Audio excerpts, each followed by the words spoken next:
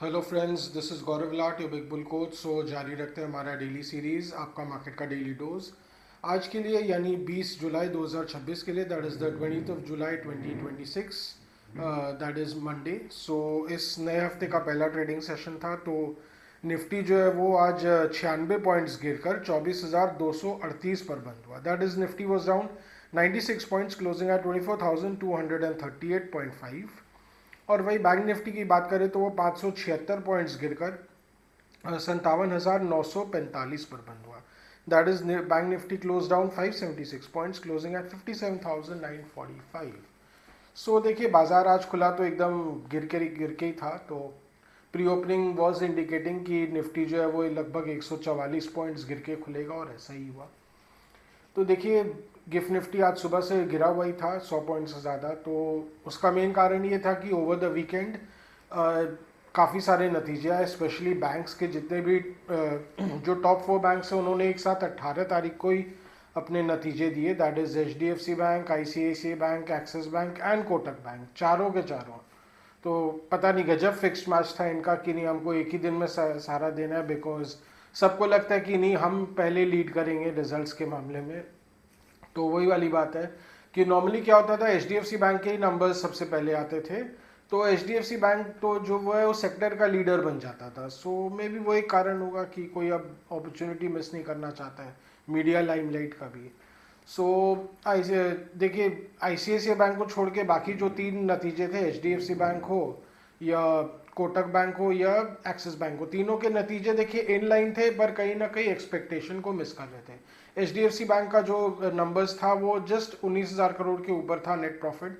So it's slightly missed expectation, because देखिए expectation तो ये था कि जो लास्ट तिमाही का जो प्रॉफिट था 19,400 करोड़ रुपया, उसके बराबर ही आएगा, जो उससे कम आया। So that was slightly disappointing. देखिए, मार्केट हर क्वार्टर ऑन क्वार्टर ग्रोथ ही एक्सपेक्ट करता है, हालांकि क्योंकि और उसके अलावा मार्केट क्यों एक्सपेक्ट कर रहा था अच्छे numbers, because quarter on quarter भी HDFC बैंक का जो लोन है, लोन बुक है, वो थोड़ा सा ग्रो किया, और उनका जो डिपॉजिट बेस है वो काफ़ी अच्छा ग्रो किया है क्वार्टर ऑन क्वार्टर बेसिस पे, क्योंकि इट वाज ऑलमोस्ट फ्लैट और negligible growth for 2-3 quarters. So that was the reason कि वो मार्केट के थोड़े एक्सपेक्टेशन थे जो कि अगेन मीट नहीं हो पाए। तो अगेन कोटक के भी नंबर्स वैसे ठीक थे, और एक्सिस बैंक के numbers very much in line with expectation, 7400 crore के आसपास। सो ठीक है, मार्केट वही बात है, पर प्रॉब्लम क्या है ना, मार्केट हर समय एक्सपेक्ट करता है कि कुछ सरप्राइजिंग आए, कुछ एकदम बोलते हैं ना, मार्केट को किक चाहिए रहता है। तो किक तो मिल नहीं रहा है क्योंकि सब कुछ एज पर एक्सपेक्टेशन है, बोलते हैं ना जैसे है वो चले जा रहा है चले जा रहा है। तो मार्केट को कोई किक नहीं मिल रहा है। तो बस क्या होना था, जिन्होंने होप में थोड़े बहुत लॉन्ग पोजीशंस बनाए भी होंगे, सबको आज एक साथ फोड़ना पड़ा, क्योंकि खुला ही सीधा 4% नीचे। तो एज इट इज़ जो ऊपर के लेवल्स में अगर फंसे होंगे तो उनके पास तो कोई चारा नहीं था, नीचे तो सीधी खाई थी एक तरह से। नॉट इतना भी ख़राब नहीं था, बट बोलते हैं ना, अगर आप बहुत लेवरेज्ड होके अगर आपने पोजीशंस बनाए हो तो आपके पास तो कोई चारा नहीं है, खाई या खाई में ही आपको गिर के आपको सारा माल फोड़ना है। तो उनके लॉन्ग सारे फूटे, तो निफ्टी उसके कारण और नीचे गया, बैंक निफ्टी भी और नीचे गए बिकॉज ऑफ द प्रेशर। हालांकि ICICI बैंक के नंबर्स अच्छे थे, नतीजों से जो एक्सपेक्टेशन से काफ़ी बेटर थे। 14,800 करोड़ का नंबर्स तो मैंने भी एक्सपेक्ट नहीं किया था। लार्जली एक्सपेक्टेड था कि 14,000 करोड़ के आसपास ही आएगा उनका net profit, but it was much much better. So कहीं ना कहीं ICICI बैंक तो ग्रोथ के मामले में मच बेटर कर रहा है। देखिए, HDFC बैंक का तो कहीं ना कहीं ग्रोथ रुक सा गया है, बिकॉज बहुत बार पहले भी कहा जा चुका है कि कहीं ना कहीं इनका जो मैनेजमेंट क्वालिटी है, कस्टमर सपोर्ट, ये सब बहुत ख़राब हो चुका है। इनफैक्ट ये उल्टा होता था, ICICI बैंक का बहुत ख़राब हुआ करता था और HDFC बैंक का बहुत अच्छा होता था। बट लेटली पिछले 2-3 सालों में क्या हुआ है कि HDFC बैंक ने अपना प्राइम पोजीशन को बचा के रखने में कुछ ऐसे चीज़ें की जो उनको थोड़ा थोड़ा हर्ट कर रही है। उन्होंने एक तो अपने डिपॉजिट रेट्स इतने कम कर दिए, और सब अब बराबर ही हो चुके हैं ऐसे तो प्राइवेट बैंक सारे, बट विज अब public sector banks as it is अब उनका डिपॉजिट रेट मोरलेस बराबर ही है। तो वहाँ फिर कस्टमर को लगता है कि फिर मैं पब्लिक सेक्टर बैंक में ही जाऊँ ना, तो यहाँ क्यों आऊँ प्राइवेट बैंक में। उसके अलावा कस्टमर सपोर्ट कुछ खास रहा नहीं है वैसा। दिन भर इनके जो एज इट इज़ ब्रांचेस में staff shortage is very common, और उसके अलावा दिन भर इनके स्टाफ जो है वो पता नहीं हाई नेटवर्थ इंडिविजुअल्स और इंश्योरेंस प्रोडक्ट्स ही बेचने हुए में लगे हुए रहते हैं, तो उसके कारण भी कहीं ना कहीं देखिए कस्टमर जो है वो थोड़ा सा बोलते हैं ना वो चिढ़ जाता है। सो पीएसयू बैंक्स में कहीं ना कहीं ये दिक्कतें आज के दिन कम है, थोड़ी बहुत है no doubt, but relatively it is much lower. Because देखिए एचडीएफसी बैंक और बाकी जितने प्राइवेट बैंक्स का तो बोला ही जा रहा है, उनमें तो वही एम्प्लॉय सर्वाइव करता है जो इंश्योरेंस प्रोडक्ट्स बेच पाता है, तो वही वाली बात है। So these are some of the reasons. तो बाकी मेन मार्केट में आ जाते हैं तो एज इट इज़ बैंक्स तो वीक थे, उसके कारण बैंक निफ्टी तो प्रेशर में था ही, सुबह से इनफैक्ट और डिक्लाइन कर गया। So bank Nifty declined almost 800 points at its low, but वहाँ से थोड़ा सा रिबाउंड आया। इट वॉज प्लॉसिबल क्योंकि कहीं ना कहीं देखिए शॉर्ट कवरिंग भी आनी थी। सो निफ्टी जो है वो 24,140 तक नीचे गया, 40 के लेवल्स तक, फिर वहाँ से ऑफकोर्स रिबाउंड आया। कुछ तो टेक्निकली ओवरसोल्ड भी था बैंक निफ्टी भी थोड़ा बहुत, तो उसके कारण भी देखिए बाउंस बैक आया। उसके अलावा अल्ट्राटेक के नंबर्स आए दोपहर में, तो अल्ट्राटेक के नंबर्स ऐसे ठीक थे। Profits although they were lower quarter on quarter, but it was expected, क्योंकि देखिए मानसून का सीजन आते आते सीमेंट का डिमांड थोड़ा कम हो जाता है, पर फिर भी 3,000 करोड़ रुपया प्रॉफिट आया, which is really really good net profit जो है अल्ट्राटेक का। सो यही सब चीज़ें थी जो मार्केट को थोड़ा सा उसने थोड़ा पुश दिया। अल्ट्राटेक का भाव बढ़ा, भारतीय एयरटेल बढ़ा हुआ था थोड़ा बहुत, तो 1.5% के आसपास, तो उसके कारण भी निफ्टी को थोड़ा तो सपोर्ट मिला, but again Nifty nonetheless close in the red only. तो आज जो है निफ्टी 24,200 के ऊपर तो बंद हो गया, पर प्रॉब्लम ये है कि अगेन अभी ऑफ मार्केट में गिफ्ट निफ्टी जो है वो वापस ऑलमोस्ट 100 पॉइंट्स डिक्लाइन कर चुका है, तो इसका कुछ हद तक रीज़न है यूएस मार्केट थोड़ा वीक है। पर उसके अलावा देखिए crude oil prices again Brent crude जो है वो $91 को हिट कर चुका है, तो जो $88 के आसपास थोड़ा रुक रहा था वो अब और हिट ऊपर बढ़ चुका है, $91 आ चुका है।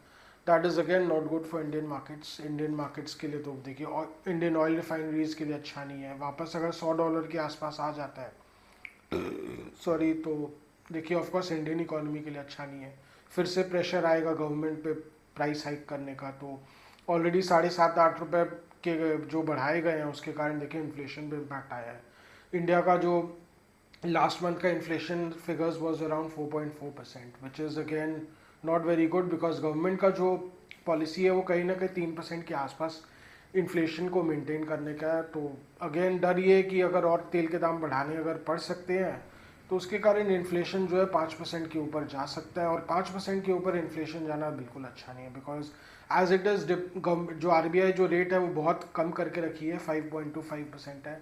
उन आरबीआई पे काफ़ी प्रेशर है अपना बेस रेट बढ़ाने का, पर नहीं बढ़ा रही है कि इकोनॉमी में इसका इम्पैक्ट आ सकता है। कॉरपोरेट हाउसेस लोन लेना कम कर सकते हैं, तो और उस खास करके जो होम लोन है उनको तो यही डर लगाए सताए रहता है कि होम लोन रेट्स अगर एकदम से बढ़ जाएंगे तो बहुत मेजर असर आता है, क्योंकि कंस्ट्रक्शन एक्टिविटी फिर कम हो सकता है। एज इट इज़ जब भी होम लोन रेट्स बढ़ने के ज़्यादा अगर उनका खतरा रहता है तो जितने भी रियल एस्टेट प्लेयर्स हैं वो सब गवर्नमेंट को लॉबी करने लगता है कि भैया अगर और रेट बढ़े तो हम तो नए प्रोजेक्ट्स बंद कर देंगे, हम तो नए प्रोजेक्ट्स का ऐलान ही बंद कर देंगे 1 साल 2 साल के लिए। तो गवर्नमेंट को वो डर लगने लगता है, नए प्रोजेक्ट्स बंद हो जाएंगे तो गवर्नमेंट को स्टैम्प ड्यूटी रेवेन्यू कौन देगा, तो वही वाली बात है। सो ये सब चीज़ें कहीं ना कहीं देखिए प्रॉब्लम क्रिएट कर सकती है। अगर इन्फ्लेशन नंबर्स 5% के ऊपर गए तो देखिए प्रॉब्लम रहेगा, फिर तो देखिए मजबूरी में हो सकता है आरबीआई को डिपॉजिट रेट्स जो बेस रेट है बढ़ाने पड़ेंगे, बैंकों को भी डिपॉजिट रेट्स फिर बढ़ाने पड़ेंगे। ये थोड़ा सा नेगेटिव रहेगा, हालांकि मेरे हिसाब से बहुत नेगेटिव नहीं रहेगा। एज इट इज़ आप देखो तो होम होम लोन लेना कितना टफ हो चुका है, गिवन दैट अब 1 करोड़ रुपए के नीचे तो अब कोई घर रहा ही नहीं। सो अब धीरे धीरे अफोर्ड करना भी बहुत मुश्किल होते चला जा रहा है होम लोन।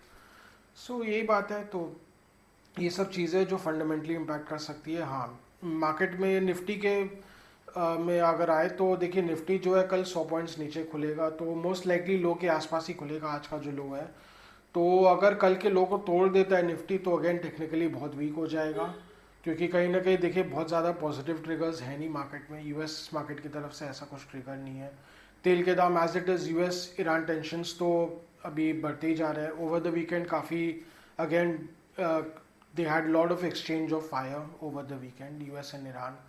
तो उसके कारण टेंशन्स तो कम होने का नाम नहीं ले रहा। हालांकि ये बात बोल रहे हैं कि हाँ पीछे से वो बातचीत कर भी रहे हैं, पर ये बोल रहे हैं कि ईरान कुछ पैतरेबाजी ज़्यादा कर रहा है और कुछ रियल में कुछ टॉक्स हो नहीं रहे, जो कि हो सकता है। देखिए Iran is a very tough nut to crack, ये एक फैक्ट है। ये खाली अमेरिका बोल रहे हैं तो ऐसा नहीं है कि अमेरिका बोल रहे हैं तो शायद गलत ही होगा। बाकी देशों के लिए, इंडिया के लिए भी, इंडिया भी जब भी निगोशिएट किया हुआ है, तो अगर फॉरेन पॉलिसी एक्सपर्ट्स की माने तो Iran is not very easy. इनके निगोशिएशंस बहुत ज़्यादा लंबे चलते हैं एंड बहुत टफ है इनके साथ निगोशिएट करना। सो वही वाला प्रॉब्लम है, तो ये अभी चलते ही रहेगा ईरान का प्रॉब्लम। इस बीच जो है तेल के दाम बढ़े हुए रहेंगे, तो मार्केट के लिए अगेन थोड़ा सा प्रॉब्लम तो करेगा। It will keep markets on the edge, Indian stock markets on the edge. ऐसे में क्या होगा, देखिए हमेशा स्टॉक, फिर क्या होता है कि स्टॉक स्पेसिफिक प्ले हो जाएगा, सेक्टर स्पेसिफिक प्ले हो जाएगा। तो अभी अगर आप देखें तो चुपचाप पावर स्टॉक्स में बहुत अच्छी तेज़ी चल रही है, एकदम चुपचाप बाइंग चल रही है। सो JSW एनर्जी अगर आप ऐसे में देखें तो वो ये स्टॉक जो है काफ़ी अच्छा कर रहा है अभी। ये अपने मल्टी हाई ईयर हाई को ऑलरेडी छू चुका है, और जो चार्ट पैटर्न्स बन रहा है, I will not be surprise अगर ये स्टॉक कल को अपने ऑल टाइम हाई जो 727 रुपये के आसपास है उसको भी, अगर उसके पास भी आ जाए। हालांकि देखिए कोई ट्रेडिंग या इन्वेस्टमेंट कॉल नहीं है, आप अपना विवेक का इस्तेमाल करें। ये मैं जस्ट आपको एक आपको एक व्यूज़ दे रहा हूँ, आपको एक स्टॉक आइडियाज़ दे रहा हूँ जो आप देख सकते हैं, खुद अपने जांच सकते हैं, ये सब चीज़ें हैं। सो पे मार्केट जो अभी ऐसा ही रहेगा, और पावर सेक्टर अभी थोड़ा बहुत अच्छा करते रहेगा। बाकी आज mid cap in fact was doing better, mid cap was in the green. So ऐसे में देखिए अगर मेन मार्केट बहुत स्टिफ रहेगा तो mid cap and small caps में ही ज़्यादा एक्टिविटी दिखेगी आपको। सो यही था, जैसा कि मैंने कहा कि निफ्टी जो है कल अगर अपने लो को तोड़ देता है तो मोस्ट लाइकली निफ्टी जो है वो 24,050 के आसपास एक बार सपोर्ट ले सकता है। वो एक मेजर सपोर्ट जोन है। अगर उसके भी नीचे चला जाता है तो देखिए फिर तो 24,000 तोड़ने का खतरा बन जाएगा। बट लेट्स सी, हो सकता है 24,000 में, मुझे जहाँ तक लगता है DIs काफ़ी डिफेंड करने की कोशिश करेंगे, क्योंकि आप देख रहे हैं DI बाइंग भी बहुत स्लो है पिछले 2-3 सेशन से। सो हो सकता है वो भी ऐसे कोई अपॉर्चुनिटी के लिए वेट कर रहे हैं, या कुछ उनको भी लग रहा था कि भी लोअर लेवल्स में हमको ही तो डिफेंड करना पड़ेगा, तो ऊपर के लेवल्स में चुपचाप रहो। यानी वही बात है, 24,000 के आसपास तो उनको ही डिफेंड करने आना है।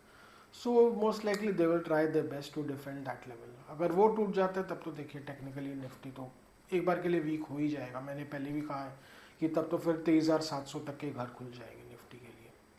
नहीं तो ये निफ्टी जो है वही 24,000 से लेके वही 24,300 के आसपास ट्रेड करता रहेगा, वही है। सो यही था आज का हमारा मार्केट का डेली व्लॉग। सो आज का व्लॉग यहीं तक रखते हैं। आशा करें कि आपको हमारी डेली व्लॉग्स अच्छी लग रही हो। Do like, share and subscribe to our channel. Do hit the bell icon for regular update on our videos. अगर आपको कुछ स्टॉक स्पेसिफिक जानना हो, मार्केट के बारे में कुछ जानना हो, या कुछ सेक्टर स्पेसिफिक जानना हो, तो please write in a comment section. Will get back to you, help you in any way possible, as much as possible. And again अगर आपको कुछ अगर कमेंट्स, फीडबैक या सजेशंस देना हो तो please write in a comment section. Your comment suggestions are valuable for us. So आज के लिए थैंक यू।